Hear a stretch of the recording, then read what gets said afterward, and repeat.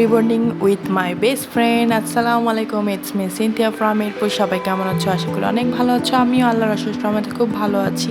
একটা এক্সপেরিমেন্ট নিয়ে তোমাদের সাথে চলে আসছি শেয়ার করতে। চুলের প্রতি নেশা আমার আলাদাই। আমার এত ঘন চুল আসলে মাশাল্লাহ দিলে যে আমার চুল বেঁধে রাখতে হয়, আর চুল একদিনও ভালো থাকে না, প্রচুর মাথা ঘামে। তো আমি ভাবলাম আমার বান্ধবী যেহেতু রিবন্ডিং করতে পারে, তাই আমরা এই প্রোডাক্টস কিনে নিয়ে নিজেরা পাকনামি করি। হ্যাঁ, আসলেই পাকনামি করি। তো এখন সকাল সকালে আমি তার বাসায় চলে যাচ্ছি। আসলে সকাল না, তখন প্রায় দুপুর। আমরা লেট লতিফ, আসলে আমি দিনে বের হতে পারি না, তারপরও বের হই প্রতিবার ওর বাসার জন্য, লেটই হয়ে যায়। এই তো গরমে আমার অবস্থা একদম নাজেহাল, দেখতেই পাচ্ছ। তার উপর আবার আমাদের 7 তলা উঠতে হয়। উঠতে উঠতে তো জানটা আমার বের হয়ে যায়, দেখতে পাচ্ছ ঘামায় কী অবস্থা। বাবুও টায়ার্ড হয়ে গেছে।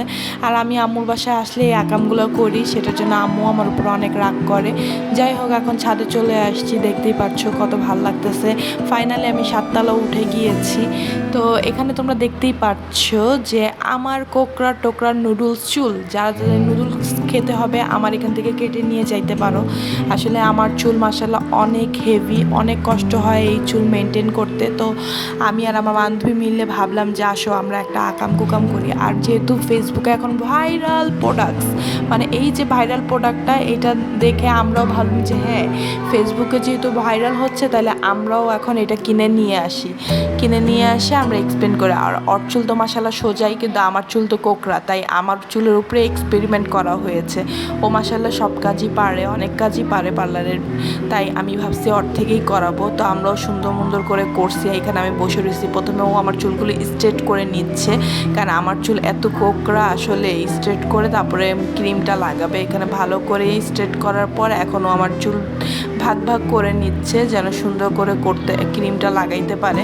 তো এই তো দেখতেই পাচ্ছ ক্রিম লাগাচ্ছে। আমার এত হেভি চুল, ওর অবস্থা পুরাই খারাপ হয়ে গেছে।